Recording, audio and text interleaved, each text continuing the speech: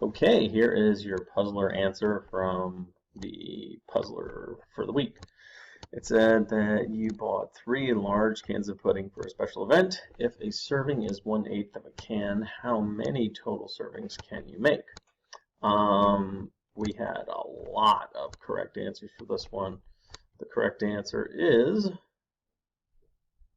24. Now, most of you looked at this, I think, and probably used what I'm just going to call common sense. And you said, okay, so a serving is 1/8 of a can, so obviously in each can you can get 8 servings. So if that one's 8, that one's 8, that one's 8, you probably just either did 8 plus 8 plus 8 in your head, or you may have done 8 times 3. Either one would get you the correct answer, which is 24. Now, I do want to point out one thing to everybody. This problem could be done one more way, and that would be 3 cans being divided into 1/8 of a can servings. Now you might look at this and you might go, come on, Mr. K, get serious. I could calculate this in my head really quickly. All right, the only reason I bring up the need for doing a division problem here is because on occasion you're going to have a problem where you've got much larger numbers or less easy to use fractions than this one, and the easiest way to solve it will actually be to make it into a fraction division problem. So just bear with me here. So you're going to take 3 whole cans and you're going to cut them or divide them into 1/8 of a can servings. So if you remember, we're going to take the whole number 3 and put it over a 1 so it resembles a fraction. And we're going to flip this around, the second term, into a reciprocal. So it now becomes 8 over 1. And whoops, I did division. My mistake.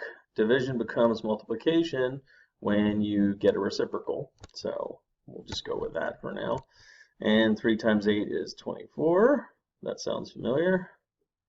Over top of 1, which basically, for all intents and purposes, is the number 24. Okay? Trust me, if this fraction had said 2/3 of a can, a lot of you would be in deep trouble because you wouldn't be able to calculate that quite as easily in your head without a little more experience or practice.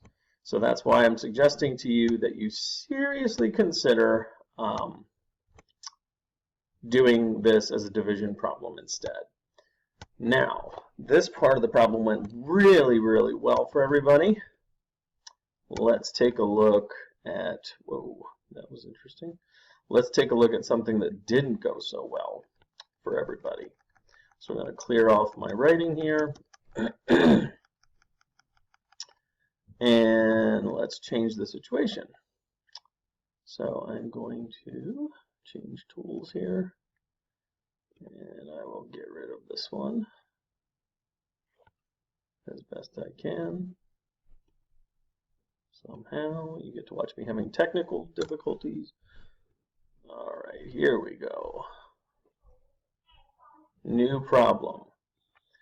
In the new problem, what we're going to do is we're going to look at this situation now. It says, how many total servings can you make if your little brother ate half of one of the cans before you started serving the pudding? Now this is where some people got mixed up. In fact, a lot of people did. So let me get a tool out and we'll talk about it.